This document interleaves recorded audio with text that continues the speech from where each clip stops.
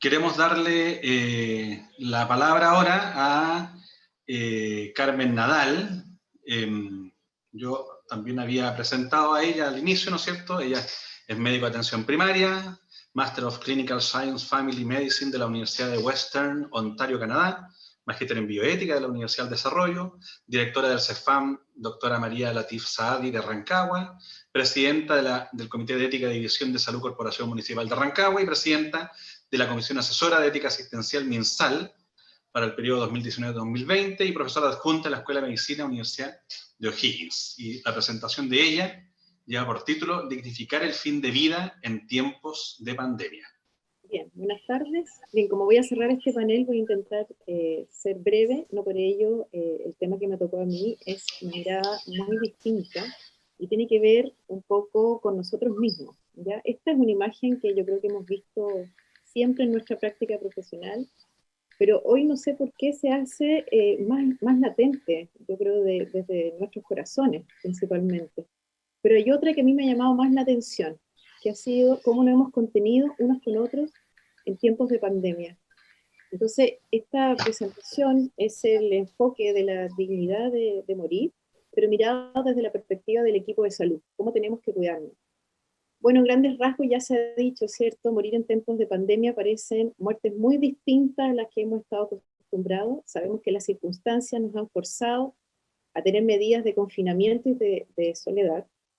Y en muchos casos la muerte será humanamente inevitable. Esto no es ninguna novedad, ¿ya? Pero no sé por qué la pandemia nos ha hecho mirar esto de una manera muy distinta. Lo que sí, como ya lo han dicho las dos compañeras de este panel, creo que el cómo se muere, si es en sufrimiento o no, si es acompañado en soledad, sí va a depender de los equipos de salud.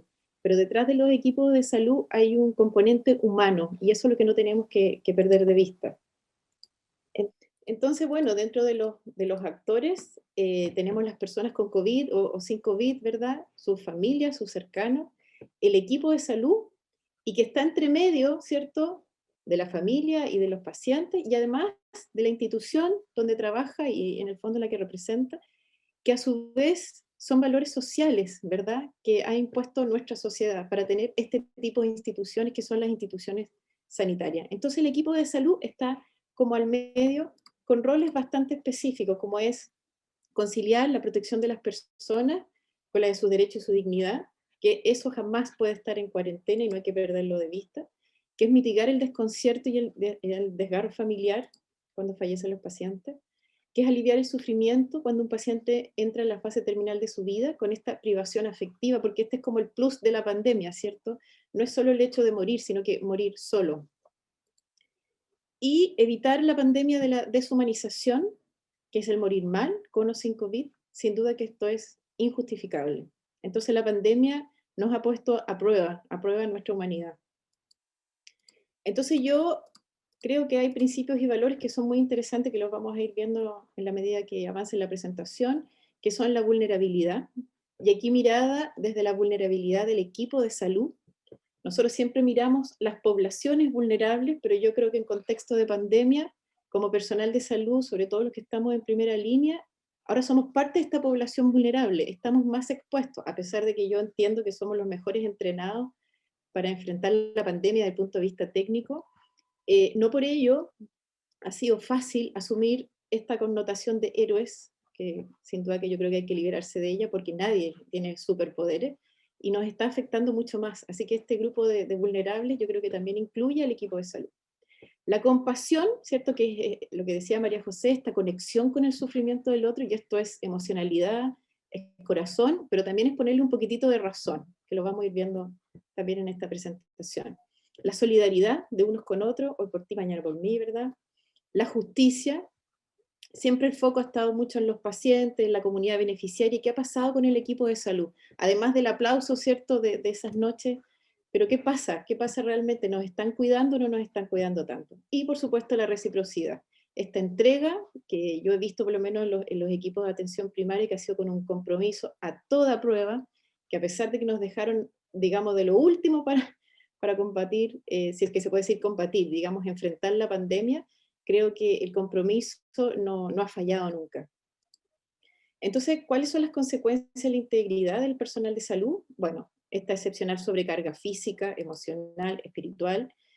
Y aquí sale el imperativo ético, ¿cierto?, de que hay que trabajar para cuidar este equilibrio y además evitar el agotamiento. Y si es que llega el agotamiento, tener estrategias de enfrentamiento.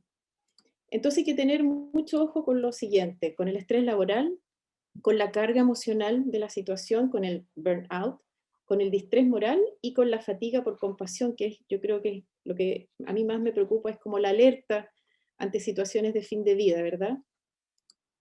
Entonces, bueno, el estrés laboral ya sabemos que dada la contingencia, la carga de trabajo, en algunos casos la extensión de horario, otros estamos trabajando en turnos cada 15 días, pero aún así, cuando nos toca estar presencial, la pega se hace muy, muy intensa, y además tenemos que cumplir otras funciones que quizás antes nunca las hubiéramos hecho. Entonces, sin duda que además del temor, del contagio y la muerte, ¿cierto?, de los pacientes o de nuestros cercanos, o como ya a mí me ha pasado, lo viví en carne propia, el fallecimiento de un colega, un compañero de trabajo por COVID, sin duda que aumenta el riesgo de este estrés laboral. Entonces empiezan las reacciones fisiológicas, ¿cierto? Las cefaleas, las reacciones emocionales, estamos todos más irritables, las cognitivas, esta falta de concentración a veces lo que estamos haciendo, y las conductuales, que cada vez también yo lo veo más en la tolerancia dentro del equipo. Ojo ahí. Bueno, esta carga emocional a la que estamos bastante, yo creo, habituados, ahora se hace una sobrecarga, y esto implica un desequilibrio entre los recursos con los que contamos, ya sea personales, materiales, organizativos, ¿cierto? Que no solamente tiene que ver con estas barreras de usar los elementos de protección personal, sino que también hay algunas barreras emocionales que salen naturalmente, y que están sobrepasadas por una demanda, ¿verdad? Y una demanda de la cual no estábamos para nada preparados. Está claro que ningún país estaba preparado, nosotros mucho menos. Y lo otro que siempre nos ha pesado, a pesar de que la atención primaria ha hecho harto esfuerzo en que no sea así, pero yo creo que todavía estamos con la mirada hospitalocentrista, muy centrada en la enfermedad, y en ver la muerte como un fracaso. Entonces también tenemos que enfrentar la adaptación de la pérdida o el proceso de morir como parte de esta carga emocional, y además la exposición repetida al dolor y sufrimiento.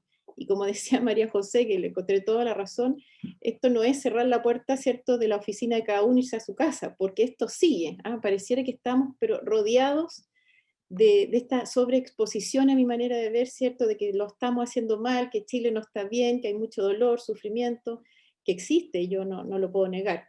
Pero esto provoca una tremenda sobrecarga porque de algún modo, como somos, entre comillas, los héroes de esta pandemia, siento que nos culpabilizamos muchas veces. Y yo esto lo he conversado harto con mi equipo. Y bueno, el eterno paradigma entre tenemos que curar versus el cuidar, que ha sido súper bien expuesto desde la ética del cuidado por las dos compañeras de este panel. Bueno, el burnout se define como el agotamiento prolongado, es un cansancio emocional, esta sensación de insuficiencia, no estoy dando lo que tengo que dar. Y por supuesto hay enfermedades psicosomáticas asociadas, y son el resultado del estrés de las interacciones del profesional sanitario con su entorno, no están personificadas en una persona o en una institución, sino que es un todo en realidad lo que provoca el burnout. Entonces hay dos situaciones que se pueden dar juntas o separadas, o que el profesional se autoexija demasiado para llegar a trabajar de modo excelente como una virtud, o francamente que la organización no está dando el ancho y hay una hiperexigencia, ¿ya? Y eso también se puede definir como un maltrato o un trato inadecuado. Por lo tanto, aquí hay que ver las dos aristas de esto.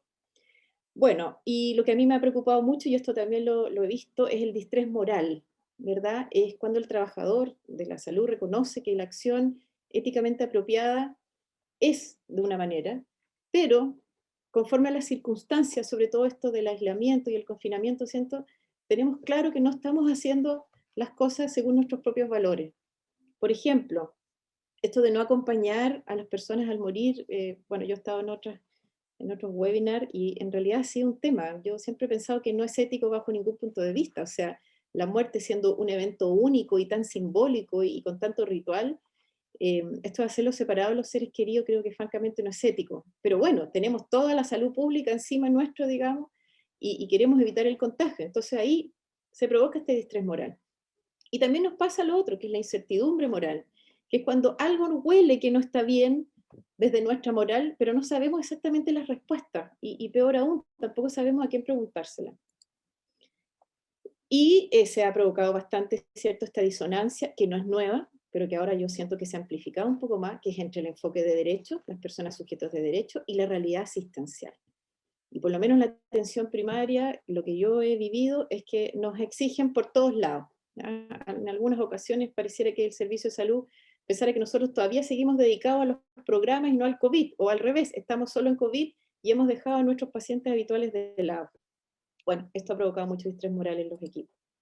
Entonces, aquí hay que tener mucho ojo con la desmoralización, ¿cierto? Que es cuando el sentido de la tarea se pierde, y sobre todo la deshumanización, porque nosotros vemos esta cantidad de información y tenemos que preguntarnos, bueno, ¿cómo se está viviendo la muerte dentro de los equipos, dentro de nuestra comunidad de beneficiarios? ¿Dónde están muriendo las personas? Ya vimos hace muy poco, ¿cierto?, la noticia de un adulto mayor que falleció solo y se encontró su cuerpo 2 meses después. Pero la verdad es que esa realidad yo la he vivido en carne propia como directora y han fallecido muchos adultos mayores solos. ¿Y cómo mueren? ¿Cómo murieron esas personas? ¿Ahogados, no ahogados, con dolor? Solos, está claro. Y bueno, ¿quiénes son? ¿Cuál es su biografía? ¿Cierto? Como decía también María José, son padres, son madres, aquí hay historias detrás. Y lo otro que es, digamos, el tema central de este Congreso, bueno, ¿y hay desigualdades de derechos entre los que tienen más en Chile y los que tienen menos, especialmente al morir? Y aquí los que trabajamos en el sistema público aumenta mucho, mucho este peso, ¿verdad? Porque queremos hacer las cosas de la manera más equitativa posible. Y bueno, finalmente llegamos a esto, que es la fatiga por compasión, que es la frialdad o el trato indiferente. O sea, casi llega a ser el antónimo de lo que significa la compasión, ¿ya? Pero la fatiga por compasión hay que tomarlo como lo que es, y es un mecanismo de defensa. O sea, ya no tuvimos nada que hacer, no tuvimos ningún recurso a que echar mano. Y es finalmente la incapacidad para enfrentar el sufrimiento humano. Y obedece siempre a la falta de autocuidado, pero también, ojo, a las condiciones que se nos dan en las organizaciones sanitarias. Y aquí sí es consecuencia de la relación del profesional sanitario, no tanto como hablábamos del burnout, ¿cierto?, con el entorno, sino que directamente con la relación con nuestros pacientes. Entonces, ¿cuál es la propuesta para cuidar al equipo? Que las instituciones sanitarias deben proteger la integridad del personal de salud en este concepto de equidad, ¿cierto? No es solo para los pacientes, tenemos que trabajar también para nosotros mismos, promover siempre el autocuidado, promover los espacios de descanso, los espacios de catarsis, aunque a veces pareciera que no hay tiempo, pero yo creo que es más que una pérdida de tiempo, una tremenda inversión.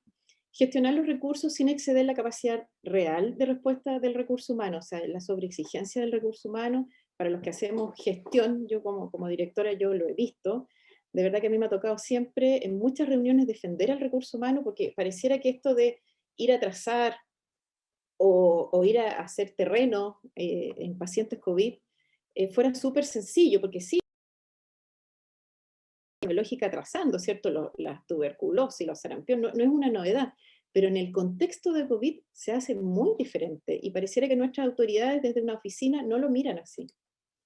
Generar espacios de discusión de situaciones difíciles, de las que ya han pasado, de las que pueden pasar, y sobre todo expresar los sentimientos experimentados, porque también yo he visto que cuando uno abre este tipo de diálogo, los integrantes del equipo empiezan a darse cuenta que comparten mucho de esos sentimientos, o sea, no son los únicos.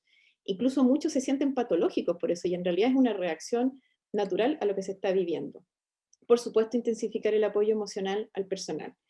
Yo ya tengo bastantes licencias de salud mental, lamentablemente, en mi equipo, y algunas bastante largas, lo que ustedes imaginarán lo que esto significa para atender a la población también. Y por supuesto, manejar el duelo ante fallecimientos de compañeros de trabajo. Como yo les contaba mi experiencia personal, nunca pensamos que uno de los nuestros iba a fallecer por COVID. Eso es de partida. No sé si era una negación, no sé si era una falta de recursos para poder enfrentarlo, pero sí creo, y se lo dije a la periodista de la Sociedad de Medicina Familiar, que debimos haberlo pensado antes, haber tenido, no sé si algún ritual o algún protocolo para saber cómo manejarlo, porque nunca es fácil manejar un duelo, pero un duelo de un compañero de trabajo, pensando que si hubiese quedado a lo mejor en su casa, no hubiese fallecido COVID, es una tremenda carga emocional para los equipos.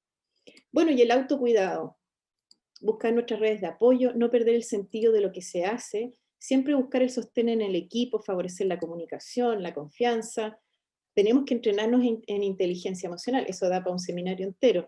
Cuidar la mente, cuidar también nuestros hábitos, reconocernos vulnerables, reconocer que necesitamos también ser cuidados y jamás sentirse culpable por lo que no depende de uno o definitivamente no se puede manejar. Por supuesto, tenemos que llegar al otro lado, en vez de la fatiga, la satisfacción por compasión. ¿Y qué significa eso? La compasión implica una relación humana, ¿cierto? Un vínculo con el otro, consuelo y esperanza en la intervención, pero tenemos también que ser realistas, ¿verdad? Es el término medio entre el exceso de exponerse demasiado y a la vez no exponerse nada. Está correlacionada con el cuidado emocional, el cuidado espiritual y el balance entre la vida profesional y personal.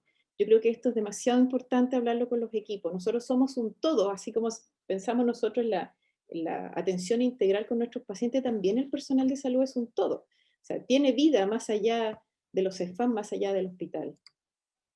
El reconocimiento por parte de los compañeros, pacientes y familia por el trabajo realizado, que yo siempre he insistido, va más allá de los aplausos, va en el trato, va en la comprensión cuando nosotros no podemos hacer más, que ha costado mucho porque yo veo que yo ahora estoy en el triage médico en mi CEFAM y me he dado cuenta que también nuestra comunidad tampoco tiene mucha tolerancia y ya no están soportando los límites que antes poníamos con más facilidad.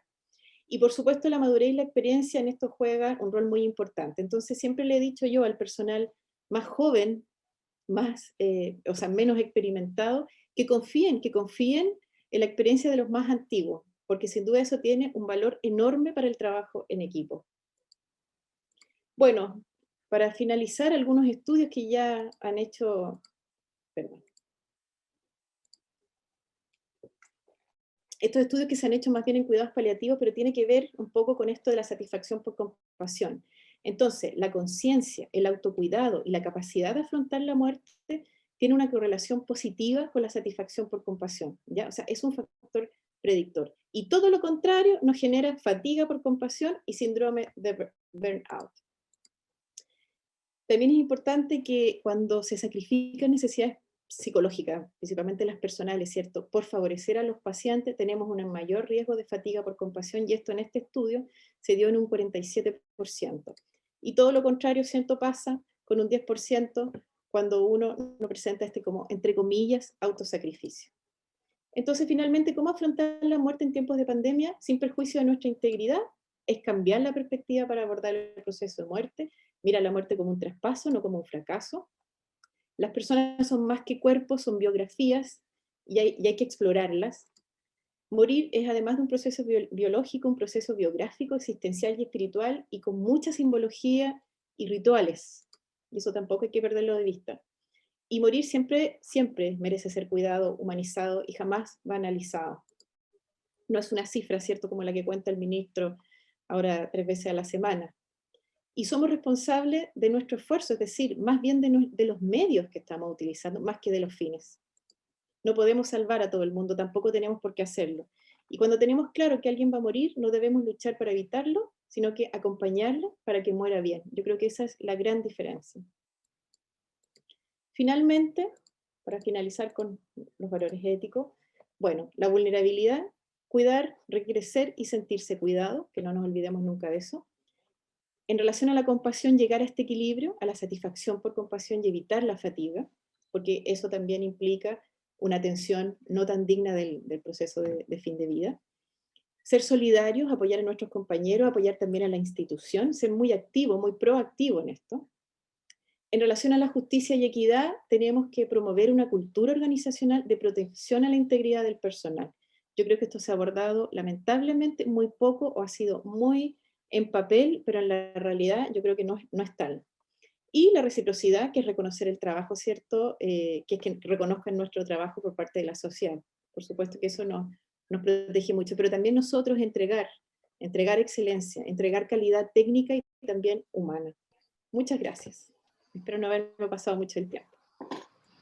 Muy bien, muchas gracias, Carmen. ¿No? Estuviste dentro del tiempo, así que muy bien. Bien, algunas como reflexiones de lo que planteaba Carmen, ¿no es cierto? Hablaba del burnout, de los funcionarios, el contexto, que este burnout se suma dentro del contexto, la sensación de miedo. Me llama la atención este concepto que ella plantea, ¿no es cierto? Esta visión que se usó mucho en los medios del funcionario heroico, ¿ya? Y el flaco favor que seguramente se nos hace a los trabajadores de salud, el que se nos considere héroes, ¿ya? y la necesidad de establecer condiciones de protección y cuidado, que es lo más importante, desde el reconocimiento económico, social, etcétera, ¿ya? Refiere ella, ¿no es cierto?, a la necesidad de poder prever y anticiparse frente a la carga emocional ante el fallecimiento de un colega, ¿ya? Y que es un elemento clave poder confiar en la experiencia de aquellos que tienen más experiencia en este ámbito. Y yo creo, a modo personal, yo creo que también desde la experiencia que plantea Carmen, poder avanzar, ¿no es cierto?, en el reconocimiento que en el ámbito de la atención primaria, que siempre se ha dicho que es un nivel de baja complejidad, es absolutamente todo lo contrario, es un nivel de muy alta complejidad donde están sucediendo muchas cosas. Así es que muchas gracias, Carmen, por tu presentación. Hay hartas preguntas, se han ido planteando en el chat, varias preguntas, vamos a proceder con algunas, les voy a comentar aquí varias preguntas que surgieron para la presentación de la profesora Loreto Rodríguez. Voy a leer algunas, ¿no es cierto? Dice, la vorágine de la pandemia, lo mencionó el doctor Vinué en la mañana temprano, se promueve la muerte en soledad. Hay almas que no han alcanzado a percatarse que fallecieron, ¿ya? Y ahí la pregunta es, ¿qué hacemos en esta vorágine de la pandemia? ¿Estás sin audio, Loreto? Sí, ahora sí, ya, bien, Hardy. Sí, evidentemente, pienso que, claro, porque muchos que no se dieron cuenta de alguna manera, ¿no es cierto?, que se enfermaron y pronto se empeoraron y luego murieron. Pero también no es solo tarea del que de alguna manera está, ¿no es cierto?, moribundo, sino también de los demás. Que en definitiva había que, yo creo que hay que un poco como, no sé quién lo comentaba, pero todas las medidas, me parece, no sé quién lo comentó, pero todas las medidas que de algún modo se daban para restringir el contagio y el no acompañamiento, ¿no es cierto?, al enfermo, el enfermo, ¿no es cierto?, de coronavirus, creo que hay que verlas en cada caso. No puede ser que haya una medida universal que justifique cualquier acción, no, porque hay que ver los contextos, y el juicio ético es precisamente ese. La riqueza del juicio ético es que uno pondera, ¿no es cierto?, entre el exceso y el defecto, como decía también la doctora Nadal, que en definitiva es un acto prudente. ¿Cuánto hacer, cuánto permitir que un familiar pueda entrar, ¿no es cierto?, y acompañar en los últimos momentos? Eso es un juicio que lo tiene que hacer cada equipo de salud, porque cada paciente es singularísimo y puede que inclusive ese paciente, ¿no es cierto?, tenga una serie de condiciones, por ejemplo, sea discapacitado en la vista o tenga una discapacidad. Entonces, ¿cómo no va a ser ayudado? ¿Cómo no va a ser sostenido en el último tiempo, en el último momento? Para ello podríamos poner todos los resguardos, ¿no es cierto?, como decían aquí, pero creo que al final el primer resguardo es que el paciente muera acompañado. Y a veces que el principio o la norma en este caso en salud, a veces atenta directamente contra la dignidad, ¿no es cierto?, del que está por morir. Por lo tanto, creo yo que habría que cada equipo tiene que evaluar cómo y cuándo aplicar esa norma, en qué sentido, sin, por supuesto, exponer, ¿no es cierto?, a otros sanos a enfermarse. Pero hay veces que también hay que respetar la libertad de los sanos, de querer exponer su propia vida en favor de la del pariente o del familiar o del amigo. Entonces, cuando hablabas tú, Carmen, ¿no es cierto?, de este, ¿no es cierto?, de este colega que falleció, yo pienso que, claro, qué difícil debe ser, pero también estaba en la libertad de él de dar lo máximo de sí. Ahora, no es tan fácil porque eso se llama martirio de algún modo, ¿no es cierto? Todos los que están trabajando en primera línea están haciendo un acto más que ético, están haciendo un acto supraético. ¿Ah? Eso se llama martirio, dar la vida por los demás. ¿No es exigible a todos? No. Hubo una gran discusión en algún momento, ¿no es cierto?, que ciertos equipos de salud decían, no estamos preparados para enfrentar esto. Sí, pues es verdad. No es una exigencia para todos exponerse a sí mismo por salvar la vida de otro. Pero por otro lado, hay una vocación de servicio. Por otro lado, hay un fin fundamental, que es el servicio al otro. Pero ¿cuánto dar? ¿Cuánto exponer su propia integridad en favor de los otros? Es algo que solo lo puede decidir cada equipo y cada profesional que trabaja en la primera línea. Entonces, eso podría ser un poco una línea No de sé si al respuesta. respecto quiere María José o Carmen comentar algo en relación de lo que comenta Loreto o de la pregunta misma. Aquí hay otra pregunta que se le hace a... ¿Sí, Carmen? No, bueno, yo creo que fue maravillosa la explicación de Loreto, creo que lo dijo todo. Yo creo mucho en estas particularidades y siento que los equipos siempre estamos esperando lineamientos de la autoridad. Yo que me dedico a la bioética a nivel del MinSal, todos querían, ¿cierto?, cómo repartir el ventilador, estaban todos preocupados. Y yo les decía a los comités de ética, bueno, vean cada uno qué está pasando, porque en realidad los casos son muy particulares. Incluso cómo el equipo ritualiza el fallecimiento de uno de los suyos también fue muy particular.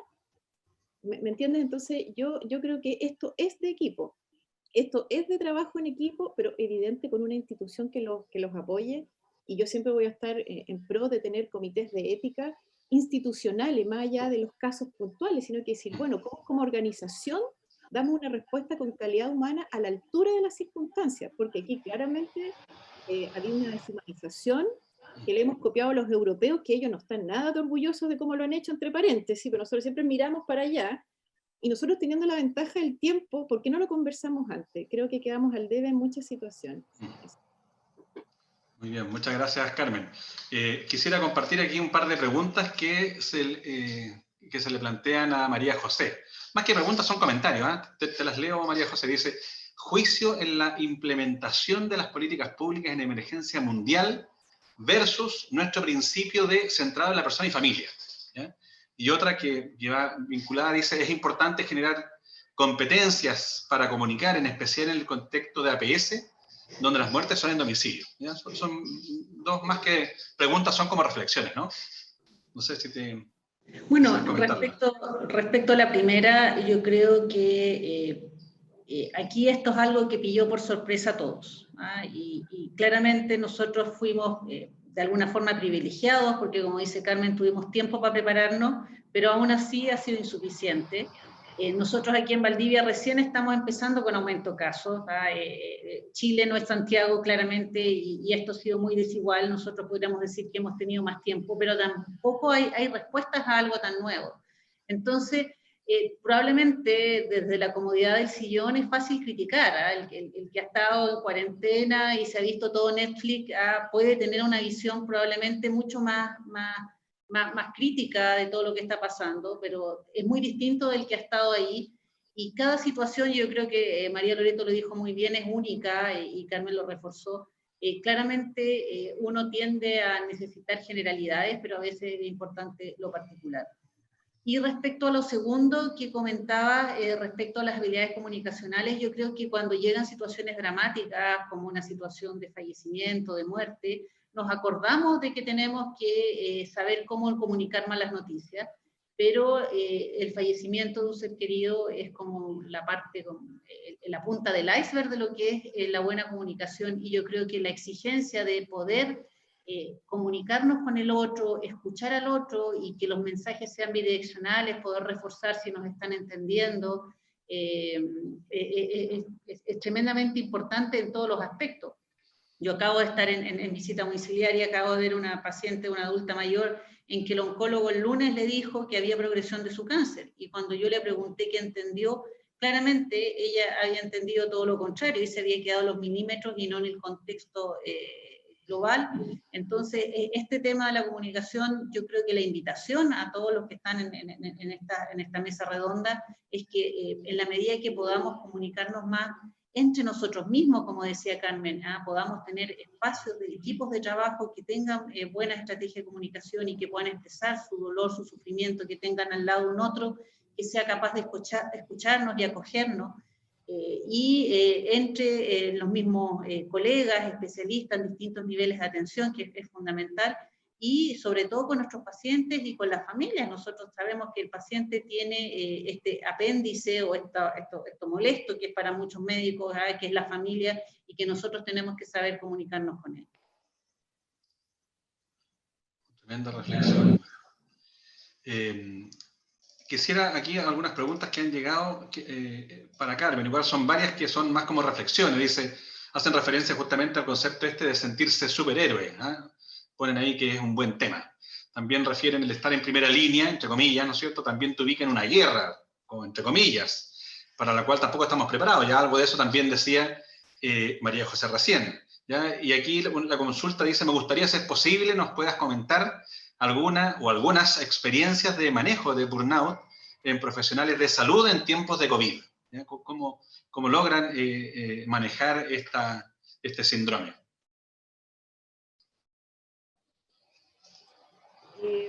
Pues primero quisiera tomarme unos breves minutitos para desmitificar esto de la primera línea y la guerra. Yo creo que la atención primaria siempre ha sido primera línea, de todo, ¿ya? De todo. Siempre le hemos tomado el pulso a la contingencia nacional, no es ninguna novedad. O sea, yo creo que más que la guerra tenemos un escenario muy privilegiado, y por eso yo quisiera que la atención primaria tuviera más voz en las políticas públicas, ¿ya? Porque nosotros hemos vivido un montón de procesos sociales, ¿cierto? La inmigración, el envejecimiento, que ahora pareciera tan de moda, pero los pacientes han envejecido con la atención primaria, o sea, y así otras tantas cosas. Entonces, más que la guerra, yo creo que estamos en un escenario muy privilegiado para respetar los derechos humanos de la gente en el fondo y de nosotros mismos. Eso por un lado. Mira, yo no tengo como una receta en relación a cómo manejar burnout. Yo voy a hablar de lo que nosotros hicimos en mi equipo y como directora. Nosotros todas las mañanas, en los turnos que hacemos cada 15 días, nos reunimos en el patio del CEFAM con la distancia, con mascarilla y todo, y hacemos algunas dinámicas. Pero muchas veces esas dinámicas también son de hablar del día anterior, de hacer un poco de catarsis, o de alguna actividad física, o de algún regalo para el compañero. Terminamos los viernes y nos hacemos algunos regalos. Yo no sé si es la receta perfecta, pero creo que nos ha dado una tremenda identidad como equipo y la posibilidad de sentir la confianza para decir, oye, yo hoy día estoy mal, hoy día me siento sobrepasado. Y yo creo que eso es súper importante, llegar al estado de confianza y más allá de ser un equipo, quizás trascender y ser una familia laboral. Y usar esta teoría del sistema, ¿cierto? La familia como sistema. Cada miembro aporta algo y cuando uno no está bien, el otro ahí pone el sostén ese día y así. Yo creo que esto es muy humano, no necesitamos que alguien nos diga cómo hacerlo, sino que necesitamos sentirlo, expresarlo, implementarlo y vivirlo con los equipos. Que yo creo que lejos ese es el recurso más importante de cualquier sistema sanitario. Y Chile en ese sentido yo creo que se tiene que sentir orgulloso por su equipo de salud, más allá de todo lo demás, de cómo son nuestras infraestructuras, de las listas de espera. Yo creo que equipos humanos comprometidos hacen tremendas diferencias. Eso. Excelente. Saco aplauso ahí, dice Loreto Rodríguez. Oye, una última gran pregunta que se las dejo lanzada a las tres, ¿ya? Que en realidad son varias preguntas que quisiera poder abordarlas todas. Hubo mucha feedback por parte de las personas que están en el chat. Entonces, la familia dice que ya no pueden realizar el duelo, como indican las creencias. ¿Qué es lo que se nos viene con todo este actor? ¿Qué es lo que va a pasar después, no es cierto? Otra dice, ¿cómo se aborda con el propio paciente la proporcionalidad terapéutica si, por ejemplo, en Chile no existe el testamento vital? ¿Ya? ¿Cómo aceptamos la muerte en soledad en la pandemia? ¿Cómo no pudimos pensar en alguna otra opción? ¿Cuáles fueron o son las prioridades? Abrimos los boles, no podemos acompañar a nuestros pacientes, a nuestros parientes, ¿no es cierto? Y ahí es más una reflexión. Y lo último es que en los centros de salud, ¿qué modificaciones desde el punto de vista de la praxis, ¿no es cierto?, la manera de llevar a cabo los cuidados paliativos, se han experimentado durante la pandemia? Algunas de las múltiples preguntas, ¿no es cierto?, ya como para ir cerrando, ahí les dejo el micrófono de manera libre a las tres para que puedan también expresar alguna última idea en este sentido. Loreto, por favor. Bueno, voy a un poco, no sé, a reflexionar sobre el tema del testamento vital, ¿eh? Y la proporcionalidad terapéutica en estos tiempos de pandemia. Muy complejo, creo que tiene muchas aristas el tema del testamento vital. Simplemente dar algunas como luces. Lo primero que yo pienso que no necesitamos solo una ley de testamento vital para reconocer esa voluntad anticipada del paciente. Siempre se está esperando, ¿no es cierto? Y hay una gran cantidad de iniciativas, ¿no es cierto?, legislativas respecto a esto, pero creo que no es necesario, así lo digo con todas sus letras. ¿Por qué? Porque perfectamente cuando el paciente ha estado, ¿no es cierto?, un poco más entre comillas, en un estado de más conciencia, podemos preguntarle, podemos hacer partícipe, ¿no es cierto?, de sus decisiones y de sus elecciones en el momento cuando ya, ¿no es cierto?, haya un desenlace fatal. Por lo tanto, podríamos respetar esa voluntad. Lo segundo es que el tema de normar los testamentos anticipados, por lo menos lo que ha pasado en los países más desarrollados, es que ha traído un gran dilema, y yo se los voy a presentar por lo menos para que lo conozcamos. El dilema es que en algunos casos, por lo menos en Estados Unidos, que es lo que me ha tocado revisar, resulta que se ha normado el testamento anticipado, las personas han podido, ¿no es cierto?, dejar esas voluntades explícitas de lo que quieren y lo que no quieren, etcétera, etcétera, en una situación de terminalidad. Y resulta que después los propios pacientes, cuando se ven inmersos en una situación de alguna manera de una enfermedad terminal, no han querido reconocer ese testamento anticipado. ¿Por qué? Porque cambia un escenario, hay otros factores psicoemocionales de alguna manera que entran en juego en conocimiento de una enfermedad terminal, y de alguna manera han decidido libremente también otros esfuerzos terapéuticos. Han inclusive llegado a los tribunales este problema, y los jueces se han visto como en una gran disyuntiva, o de alguna manera acoger la voluntad anticipada del mismo paciente, que lo ha decidido en otros contextos personales y de salud, o acoger la última voluntad del paciente, que de alguna manera en el contexto actual, de alguna manera, ¿no es cierto?, del diagnóstico de una enfermedad terminal. Complejo. ¿Qué ha pasado en la jurisprudencia norteamericana? Que los jueces han dicho no, reconocemos la voluntad anticipada, en contra del propio paciente, que ha cambiado su parecer, porque esa voluntad anticipada fue hecha en contextos de mucho más objetividad, etcétera, etcétera. Bueno, por lo tanto, los pacientes se han visto atrapados por esta, entre comillas, normativa, que la finalidad era precisamente reconocer los derechos del paciente en esa voluntad anticipada, pero que el propio paciente, por los nuevos contextos, cambia. Entonces es bien compleja la situación. Yo quiero que al menos cuando se debata sobre este tema, por lo menos se conozca y se ponga en la discusión todas estas posibles, de alguna manera, consecuencias que puede traer esta normativa. Creo que más que buscar una solución en lo jurídico, hay que buscar una solución en las conciencias de los equipos de trabajo. Okay. Insisto que la solución no está solo en lo jurídico, sino en la formación bioética, ética de cada equipo y de cada, ¿no es cierto?, reflexión que se hace al interior de las decisiones con los pacientes. Pienso que tenemos que cambiar muchas veces nosotros mismos en nuestras maneras, ¿no es cierto?, de pensar, de decidir, más que esperar que un tercero venga a normar aquello que la propia conciencia humana debería normar. Eso. Externo, claro. Bien, muy bien, Loreto. María José, ¿tú querías comentar algo al respecto? No, sí, redondear más que nada y llevarlo a la práctica, sí, porque ya estamos en la hora, pero Sí, yo creo que la invitación es a los equipos de cabecera, a los médicos de familia, al equipo de atención primaria, porque en realidad esto es parte de la relación médico-paciente o equipo-paciente, ¿ah? Y yo creo que este conocimiento íntimo que se logra a lo largo de esta transversalidad de la atención en el tiempo, de esta longitudinalidad de la atención, ¿ah? Yo siempre pongo como ejemplo la enfermera que va a hacer la curación de este paciente que tiene un pie diabético, que va 2 o 3 veces a la semana, que conversa con él y que le dice, don Víctor, mire, con esto de la pandemia, ¿usted ha pensado qué va a pasar si le da coronavirus? Y surge esta conversación profunda y le dice, ¿sabe, señorita, yo no quiero que me pongan tanto tubo? Y el médico cuando llega, don Víctor, ¿sabe que le salió su PCR positiva, hay que llevarlo al hospital? ¿Qué le gustaría a usted? ¿Lo ha pensado? Y se mantiene este vínculo en el tiempo.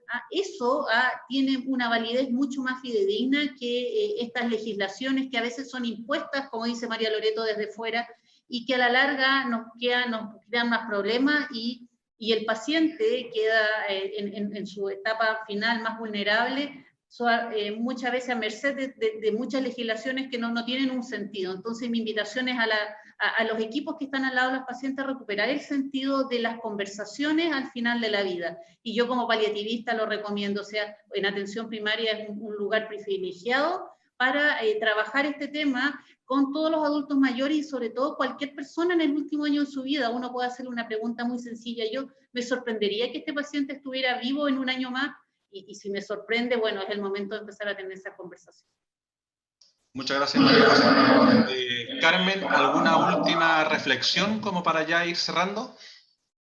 Sí, bueno, yo creo que se han dicho muchas cosas. Ahora yo voy a hablar como desde los comités de ética de atención primaria, que yo quisiera tanto que empecemos ya a implementar, así que aprovecho de pasar el aviso. De todos los casos que a nosotros nos han llegado, les digo, las respuestas están en los pacientes. Por más que nosotros deliberemos y todo, y sí, le ponemos la cosa filosófica, al final las respuestas están en ellos, porque los límites los van a poner igual ellos. Finalmente son ellos dueños de su propia vida, de su libertad, de su existencia. Y por más que choque con nuestros propios valores, ellos nos van a dar el pase hasta donde ellos quieran, ¿ya? El tema está en que hay que entrenar a los equipos a liberarse un poco de las leyes, confiar, vuelvo a la atención primaria, confiar en esa longitudinalidad en el tiempo, que nos da mucha más respuesta que lo que pasa en las UCI o en el ambiente hospitalario, porque las personas confían en nosotros. Y yo creo que eso ha pasado sobre todo en la pandemia. No es lo mismo dar una instrucción, ¿cierto?, por la tele, en un matinal, y que te lo diga tu médico de cabecera, tu enfermera de siempre, ¿cierto? O la administrativo, que es la que te da las horas, porque estos son relaciones humanas. Y finalmente tenemos que apostar a ello, a las relaciones humanas, y a estar más entrenados en eso. Las leyes sí, las leyes nos dan una generalidad, pero cuando tratamos de bajarlas, nos damos cuenta que los contextos son tan variados, las personas tienen, bueno, toda esta pluralidad social que existe, entonces no hay que tener miedo a preguntarle a los pacientes hasta dónde podemos llegar. Y siento que existe ese miedo a propósito de la ley, ¿cierto?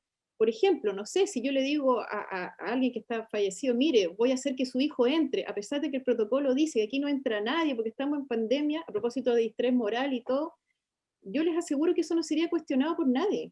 Les aseguro que eso es así. Pero siempre estamos que la ley, que la ley, que la ley, la norma, pero la norma la hacemos nosotros mismos. Entonces, bueno, para cerrar, insisto, las respuestas están en las personas. Hay que aprender a explorarlas, nada más. Y a respetar, por supuesto, lo que cada uno vive y como cada uno quisiera vivir y quisiera morir. Eso, muchas gracias por la invitación. Nada más. Muchas gracias, Carmen. Muy bien.